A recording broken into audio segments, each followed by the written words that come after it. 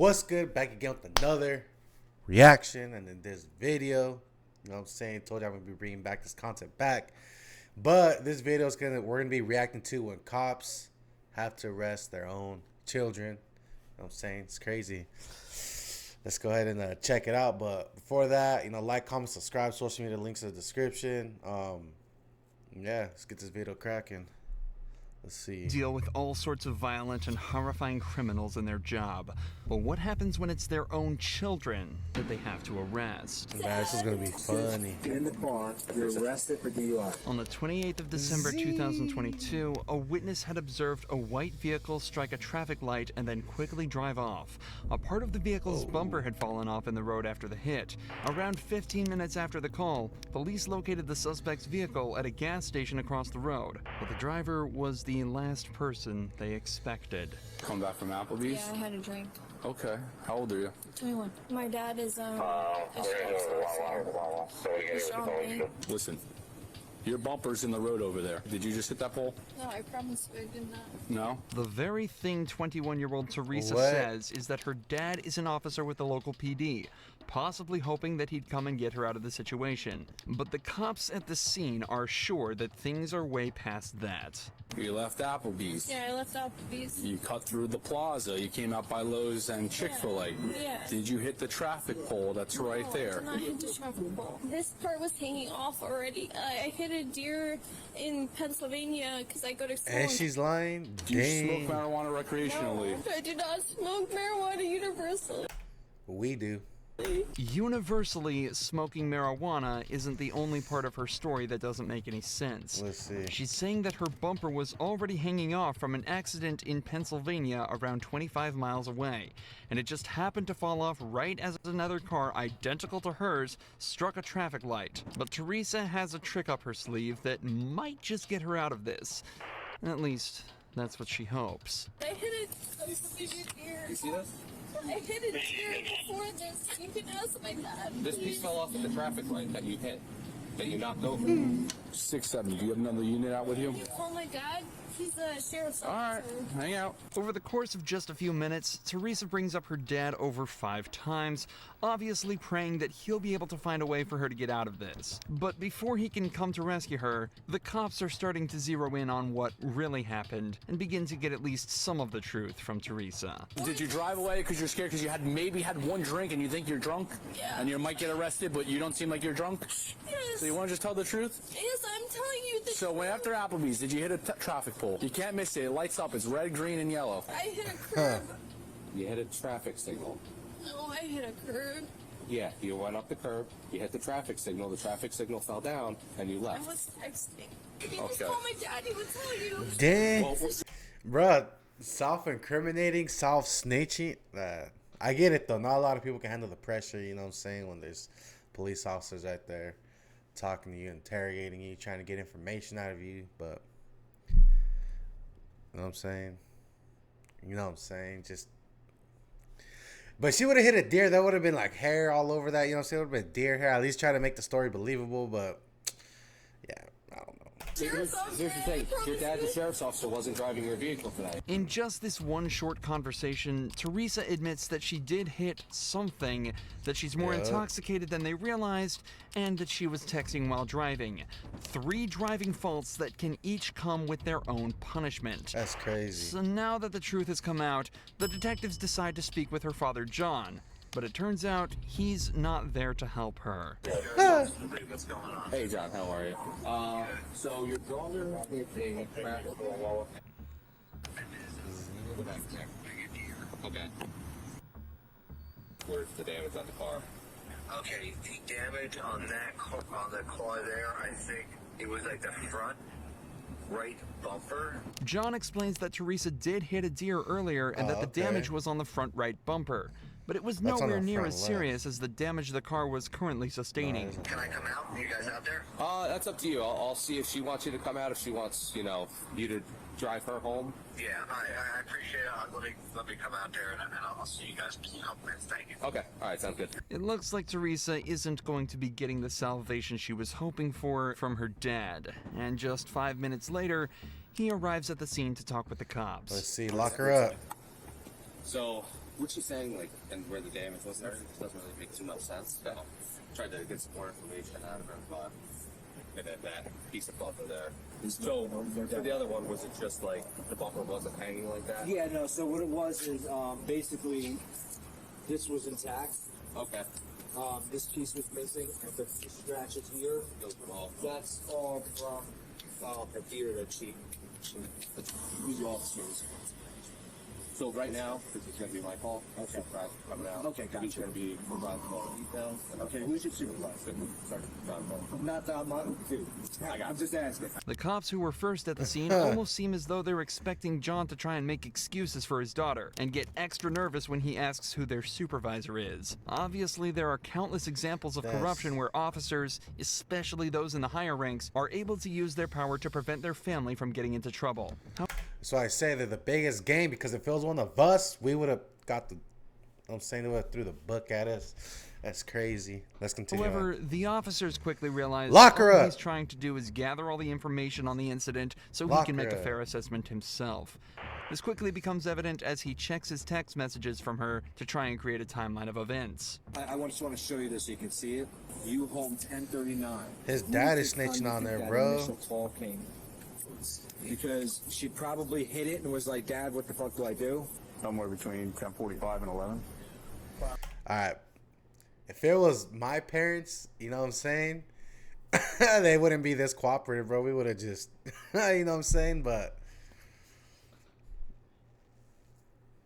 the opposite color of me is what I gotta say. The opposite color of me do shit like this. Do ish like this. I'm gonna have to bleep that out. That's about right. When we were talking to her, she wasn't telling us what she said. I mean, lying to she knows, but I'm a cop. She knows not to do that. Well, maybe she didn't even. Do you think she? I'm not lying. I'm saying she didn't lie. Yeah. Okay. I want to be very clear about that. Yeah. But she might not even look at the freaking car to see if there's any difference. However, despite John's willingness to help the officers out, the sergeant at the scene asks him not to get involved, so to guarantee the integrity of the investigation. So far, everything other than Teresa's conduct has been perfect and is a great example of proper policing. So, it's back to focusing on what Teresa had mentioned earlier. She says she'd only had one drink at Applebee's, but it's starting to seem as though she may be a little more drunk. Bro, why do people drink and drive? That's like my biggest, you know what I'm saying? Don't drink and drive, bro. Just, because then this happens. And then you got to call your dad. Your dad got to come out, and then your dad is going to come snitch on you. Because, you know, my dad won't snitch on me, but your dad will snitch on you. So, you know what I'm saying? Don't drink and drive. Your family ain't as tight as my family is, so. Drunk than they realize. Suspicions that were only confirmed after some field sobriety tests. And everything that happened today, right? I don't think that you were okay to take me out there for motor vehicle. Dad. Nice. Where's my dad? Oh, your dad's right over here. Your dad's going home.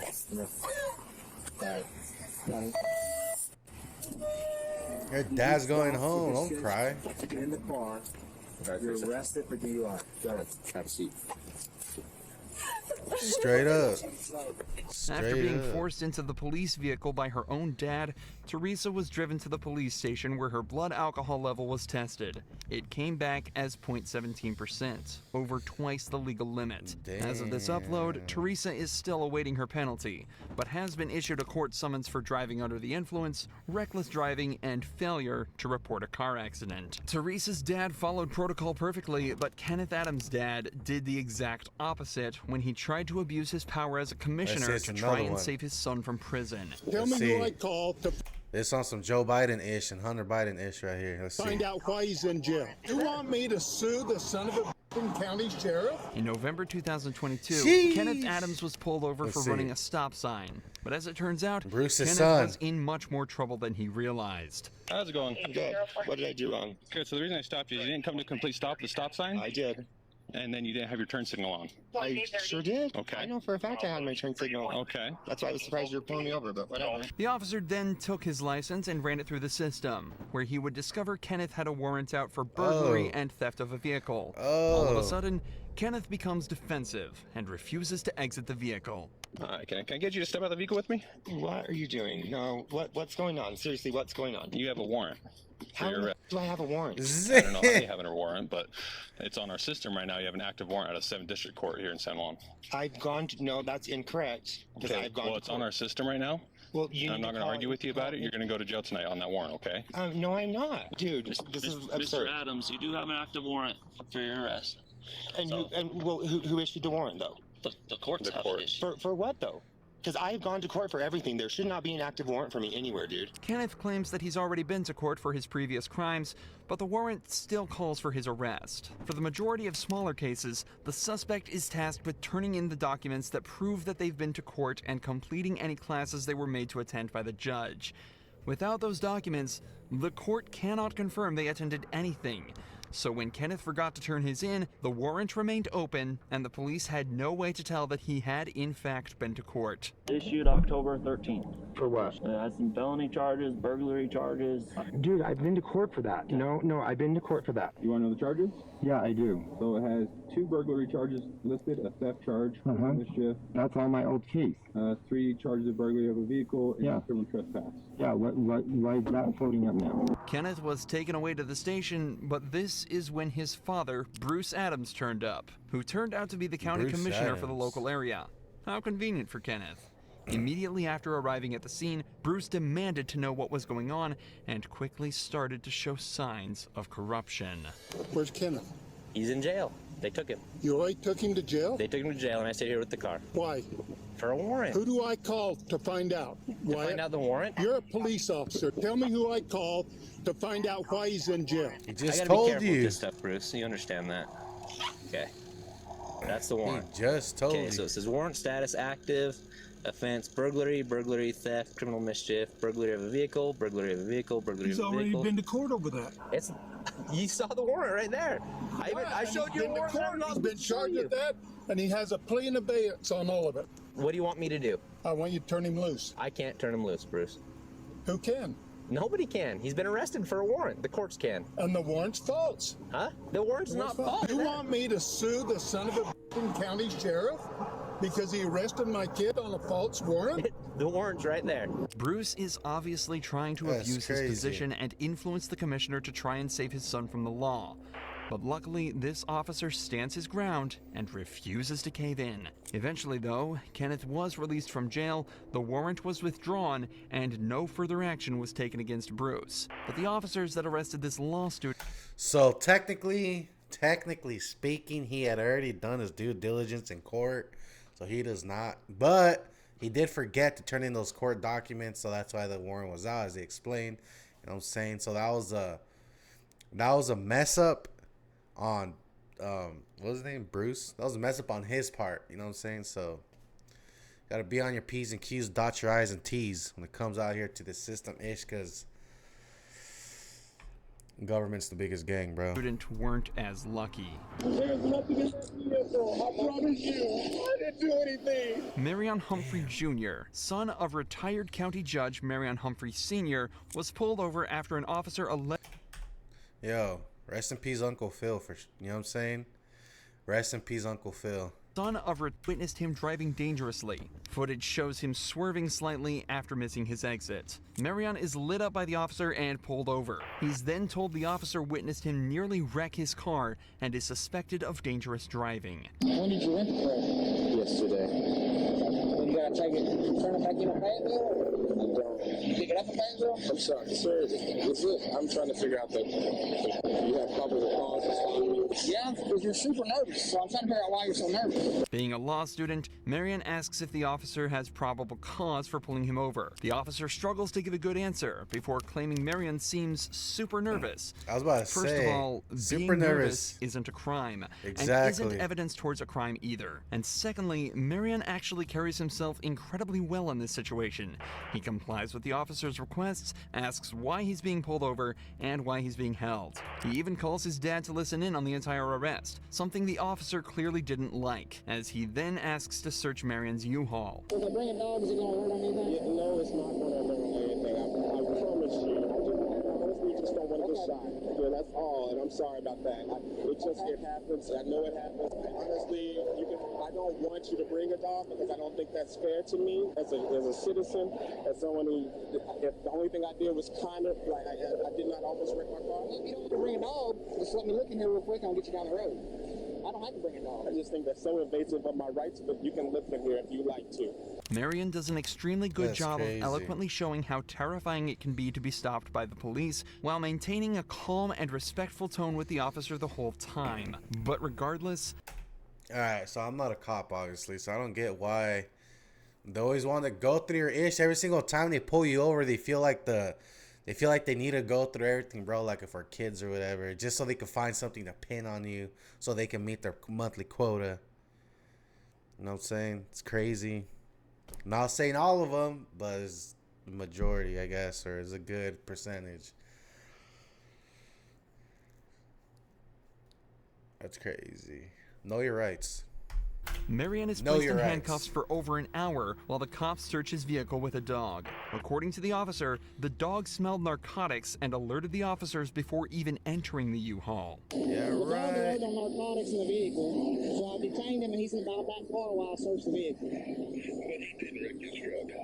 No, but he almost did, so that's probably because of something. Daddy, he's arresting me. He's arresting me. Give me your other hand. He's arresting me, Daddy. There's nothing in that vehicle. I promise you. Okay, go ahead. I didn't do That's anything. crazy. Predictably, the cops find nothing in the vehicle. See Marion what I has mean? since opened up a lawsuit against the officers, claiming they violated his 4th and 14th Amendment rights. As of this Exactly. video's upload, the case is still ongoing. That's crazy. Anyways, let me know what y'all think about this in the comments below. Which one do you think was the worst one? Which one was the funniest? I think the first one was kind of like, you know what I'm saying? But anyways, let me know what y'all think about this in the comments below. Catch you on the next one.